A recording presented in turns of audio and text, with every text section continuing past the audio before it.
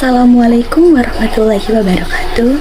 Bismillahirrahmanirrahim. Kaum muslimin dan muslimat rahimakumullah, marilah kita tidak henti-hentinya memanjatkan puji syukur kepada Allah, karena dengan nikmatnya Allah masih memberikan kesehatan nikmatul Islam. Di kesempatan kali ini saya akan menyampaikan kultum berjudul Hormati Gurumu Maka Berkah Ilmumu. Sebagai pelajar, kita termasuk orang yang paling beruntung. Pasalnya, ilmu yang kita timba baik di sekolah, di kampus, homeschooling, majelis taklim, atau tempat belajar lainnya adalah cahaya yang akan menerangi kehidupan kita. Tanpa ilmu, hidup kita akan tersesat, sulit membedakan yang benar dan yang salah. Ilmu yang menjadikan kita sebagai pemenang, bukan pecundang. Ilmu juga yang akan mengantarkan kita pada tempat terbaik di akhirat nanti. Sebagaimana Rasulullah SAW mengingatkan, barang siapa yang meniti suatu jalan dalam rangka menuntut ilmu, maka Allah akan memudahkan baginya jalan menuju syurga.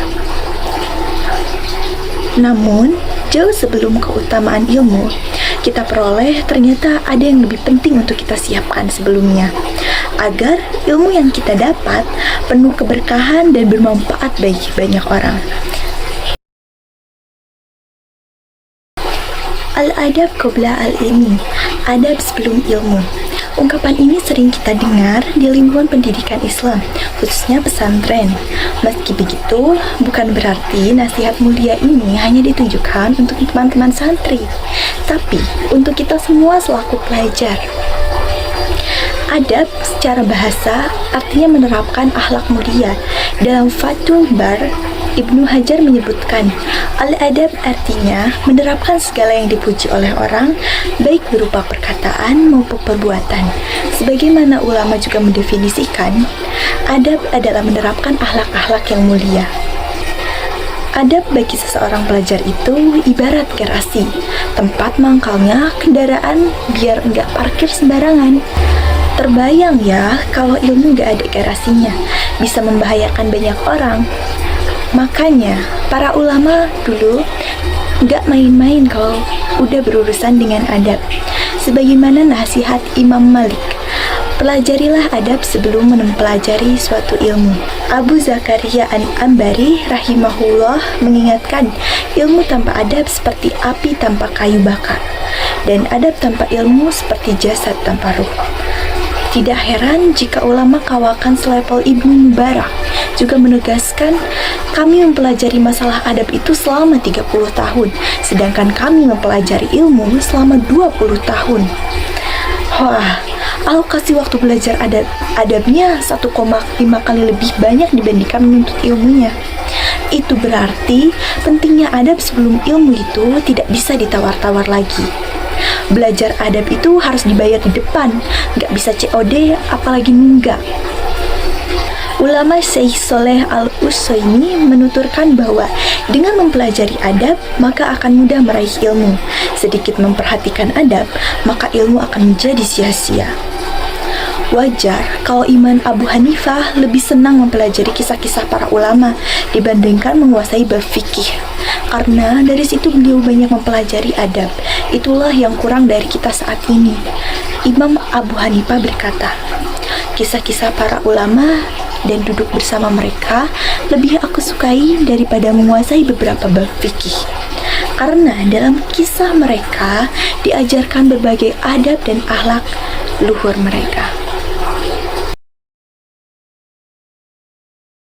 Salah satu pondasi adab bagi kita selaku para pencari ilmu adalah adab menghormati ahli ilmu alias guru, dosen, ataupun pengajar lainnya.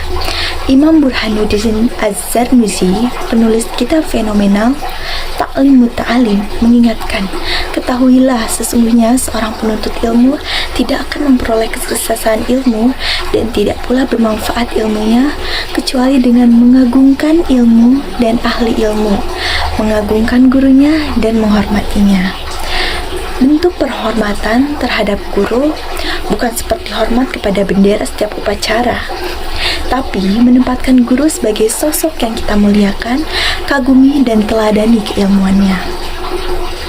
Sedekat apapun kita dengan guru, tetap harus menjaga diri kita, tahu diri kita, dan jaga adab. Jangan sampai kebablasan. Sebenci apapun kita pada guru, tak menjadi alasan untuk membulinya, melecehkannya, mempermalukannya, merendahkan martabatnya, dan semua perlakuan tak pantas. Seperti contoh kasus pada kejadian menimpa salah satu wakil kepala sekolah SMA negeri di Maluku Tengah. Dalam tayangan video yang viral itu, sang ibu dipermainkan muridnya ketika akan pulang dari sekolah di parkiran motor. Kunci motornya diambil salah satu siswa dan beliau disoraki murid-murid ketika berusaha mengambilnya. Miris rasanya jika melihat perilaku pelajar yang sering kedapatan kurang ajar kepada gurunya. Padahal jika kita belajar adab, tidak akan ada ceritanya murid perilaku tidak sopan kepada guru. Karena sedikit saja hati guru kita tersakiti, alamat ilmu yang kita peroleh tak berarti, tidak ada berkahnya. Agar berkah ilmu yang kita peroleh, berikut beberapa adab terhadap guru dikutip dari kitab Ta'lim Muta'alim karangan Imam Az-Zarnuzi. Yang pertama, tidak berjalan di depan guru. Berjalan di depan guru atau membelakangi guru yang sedang berjalan merupakan perilaku tidak sopan. Misalkan ketika siswa sedang berjalan dan melihat gurunya berjalan di belakangnya, siswa tersebut harus berhenti dan mempersilahkan gurunya berjalan terlebih dahulu. Kedua, tidak duduk di tempat yang biasa ditempati guru ketika mengajar. Misalnya, ketika guru sedang beristirahat di ruang guru, siswa tidak boleh duduk di kursi, apalagi sampai membuka-buka buku guru. Yang ketiga, tidak memulai pembicaraan ketika guru tidak mengizinkan. Misalnya, ketika guru sedang menjelaskan, maka murid jangan berbicara walaupun itu menanyakan penjelasan yang belum dipahami. Murid boleh bertanya ketika guru sudah mengizinkan untuk bertanya.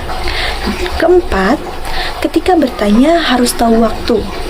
Misalnya saat jam istirahat dan guru sedang beristirahat, maka murid jangan bertanya, tunggu guru selesai istirahat baru bertanya. Yang kelima, menerima hukuman dari guru dengan lapang dada selama tidak melanggar syariat. Keenam, bersabar ketika ingin bertemu guru sampai guru datang menemui. Teman-teman, jika selama ini kita merasa kesulitan menerima pelajaran atau kebingungan memahami ketika guru menjelaskan, bisa jadi ada yang salah dengan adab kita kepada para ahli ilmu. Mungkin tanpa sengaja kita pernah menyakiti hatinya. Segera temui cium tangannya, minta ampunannya sampai bersih. Tidak boleh ada yang mengganjal. Untuk itu, terus belajar adab dengan mengenal Islam lebih dalam. Tidak mesti jadi santri. Yang terpenting, kelakuan kita, adab kita, komitmen, terikat hukum syariat setiap hari, sehingga terbentuk dalam diri kita akhlak mulia yang Allah ridhoi. Jika sudah begitu, dengan sendirinya fondasi adab kita sebagai penuntut ilmu akan terbangun sendiri, dan kita jadi lebih mudah menerima ilmu dan menebar manfaat dari keilmuan kita di muka bumi. Karena itu, hormati gurumu, maka akan berkah ilmumu.